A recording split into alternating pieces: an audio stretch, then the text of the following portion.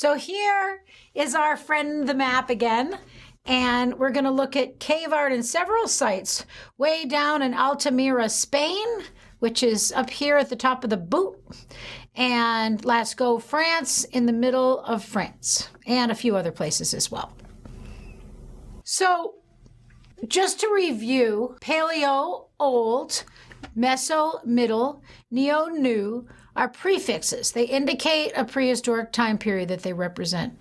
So I also didn't talk to you in the last couple of lectures about the art historical dating. It used to be that it was always say BC, before Christ, and AD, which is Latin for Anno Domini. So if you become an art historical scholar and you look at primary sources that are dated back before the 1970s or 80s or maybe even 90s, I'm not sure when this got changed, you'll see BC and AD, Year of Our Lord.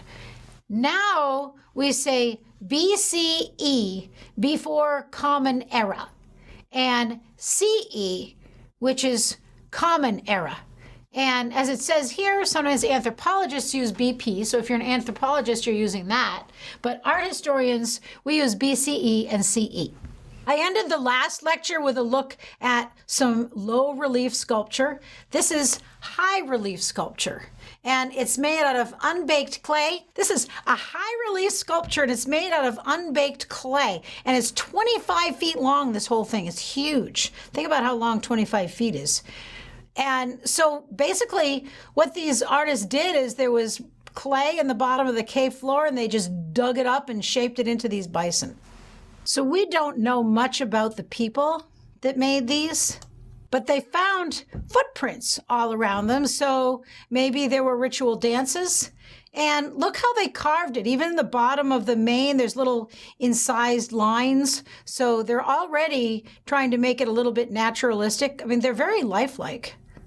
Just think about the fact that these have been in the bottom of this cave for 15,000 years. Here's our low relief sculpture again. And so I thought I would start with those two sculptures to kind of transition into this talk about painting. And again, remember, this world is dominated by animals.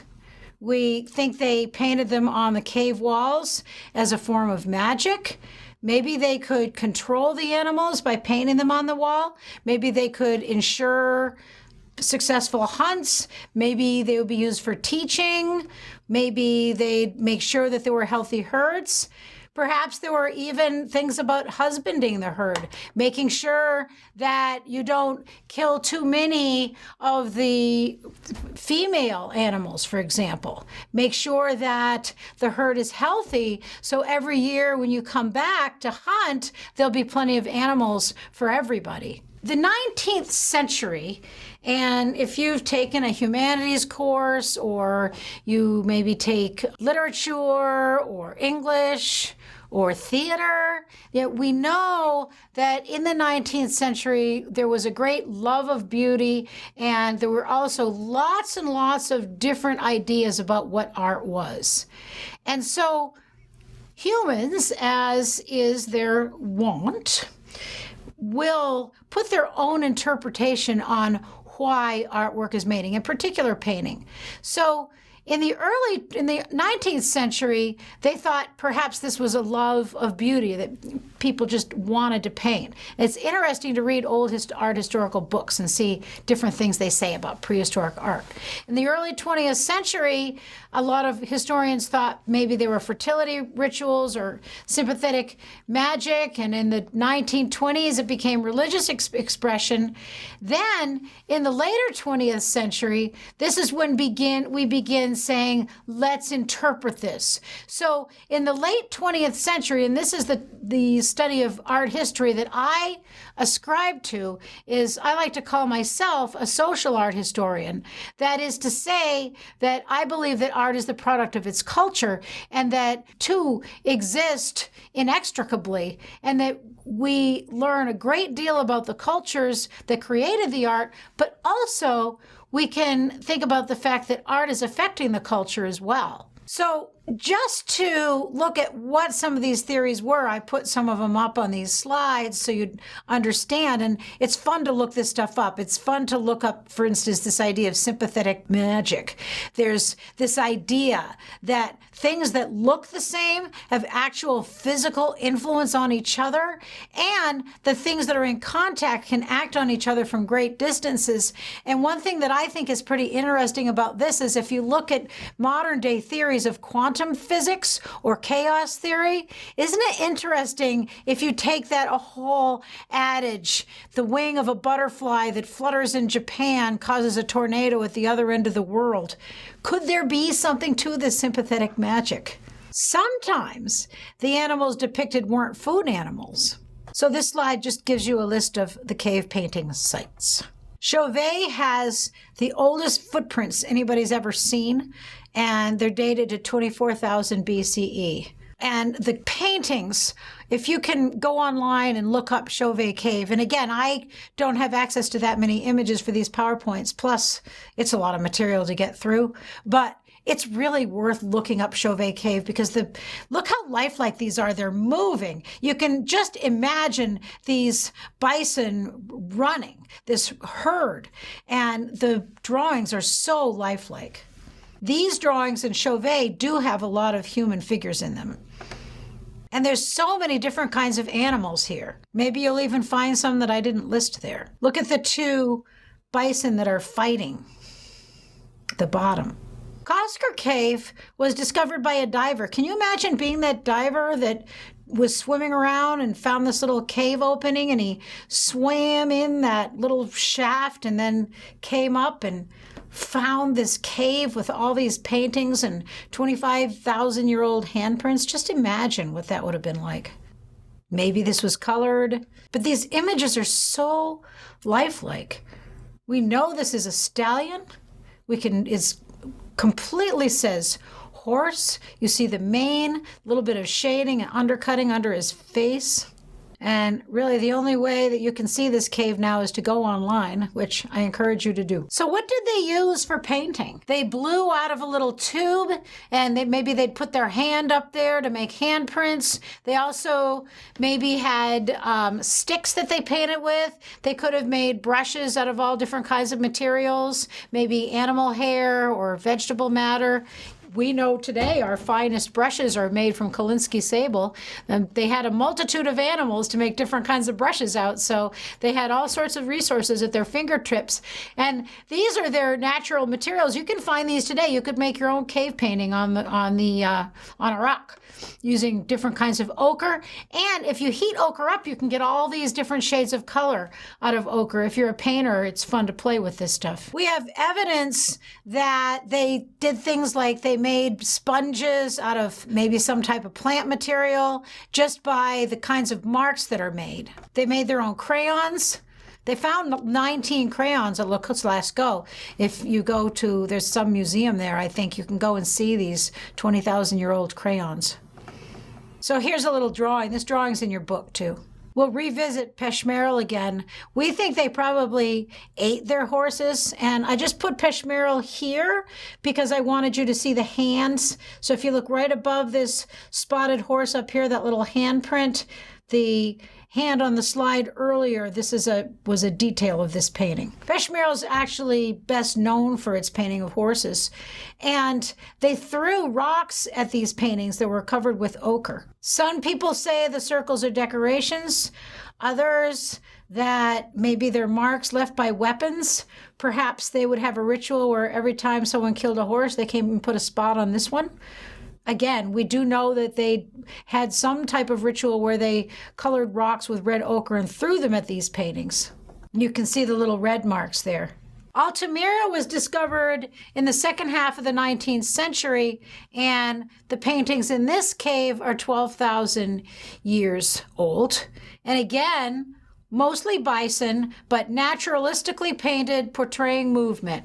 So we've got large gaps of years between the dates of these caves. Don't forget that. The thing that's interesting and different about Altamira is that there were bumps in the roof of the cave, and that the artists created the figures by saying, oh, these bumps are the shape of a bison, so they turned the bumps into bison. And so here, it doesn't even look as if it's standing on the ground. It's almost as if it's falling. One interpretation of this is it has to do with a hunting method where you would herd a bison off a cliff. You can see a person underneath this one. Gives you a sense of the scale. On the right, you see the little man underneath the roof of the cave. This was actually one of the very first caves with paintings to be discovered. And because they look as though they're floating, that's why they believe it might have had to do with the cliff drive, coupled with the knowledge that Native North Americans actually practiced this. So even 10,000 years earlier, now we already looked at Chauvet, but we can see the movement here.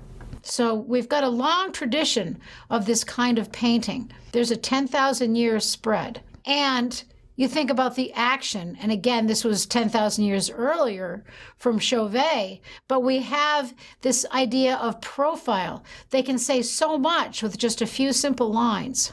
Lascaux is one of the best known caves, and it's very large. This is a diagram as if you chopped the top of the mountain off and you saw all the different chambers inside Lascaux. Again, I said this earlier, most people agree people didn't live inside these caves. They would live at the mouth of the cave where they could be sheltered, but inside the cave, it's dark, it's damp, it's narrow, and so it's most likely that these insides were used for ceremonies. But also, I love to think about this because we have a nomadic culture, so perhaps they would come and gather at these different places once or twice a year. Lots of clans would come and gather together, even if they had different rituals and things like that. But also, perhaps they were recording stories. Perhaps they were recording messages. Perhaps it was a prehistoric version of a Facebook wall, if you will. This is the Hall of the Bulls inside the Lascaux Cave. And they would have had to have scaffolding. It's so high up. This is a really large chamber. It's too high for somebody to just reach up and paint. They would have had to build something to stand on to make all these paintings. So it meant that they'd have to plan ahead. They'd have to have enough light in there to see what they were doing. And speaking of light, this is another thing to think about because we see these images very clearly, and that's because when somebody documented this, got ready to write the book, they took really good cameras like the ones that are shining on me right now in this video, and they lit everything up really bright so you could see it really, really well. But the prehistoric people that were in conducting their rituals or making these paintings would not have had bright electric halogen lights. They would have had little lamps like that ibex lamp that we looked at, or perhaps torches, but it would have been very flickering, very mysterious, very dark. So as the light flickered across these bulls on this ceiling, it would have added to this feeling of movement because they would have been going in and out of light and shadow. And we see all different kinds of sizes here. But if you be really, really quiet and you sit and you think about this and try to just use your imagination, can you hear the sound of that herd? And another thing, so here's this narrow passageway, and they've also found traces of hallucinogens at some of these sites. So you can try to use your imagination going through this narrow passageway out into that big chamber as part of this ritual. And so your experience is heightened by the torchlight, by, whatever substance you might have ingested. This is an engraving of a foreshortened view of a horse, and on the right there's a drawing to really show you what it looks like. It's a view that's really, really hard to draw. If you've ever taken a drawing class, you know what I'm talking about. But look how well this artist understood this foreshortening. It's, you can take yourself right up to Masaccio here. The black and white diagram on the right is just highlighting the engraved legs there. The shading and the movement. So also, we think that these images tell stories. And there's several different interpretations of this. Your book has one. There's other interpretations online. And so I'm not going to go into telling all these stories. You can see some of them on this slide, some of them you read, and I encourage you to look up and see all the different stories for this. But let's just look at it. Here we have this bird-headed man. Remember our lion human? And, you know, we definitely know he's a man. We can see the phallus there. And the bull, now has the bull just gored him, or is he about to kill the bull? Is this a spear thrower, or is this some other kind of bird? What is this animal over here? The bison has been disemboweled. It will soon die. But did it kill the man first? Is the man even dead? Perhaps this line of dots at the bottom shows a good hunting location.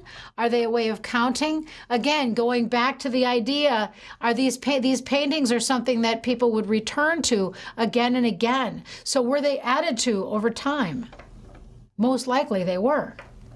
Graffiti, if you will. So we could have shamanism. We could have simply a story of an event, as the stag in the slide before. This image is all the way at the end of a very narrow shaft, like that one I showed you in the picture a little bit ago. And actually, many of these images are that way. So are they perhaps different stops on a ceremonial journey? So many of the images at Lascaux are telling stories. And we can use our imagination to imagine what those are.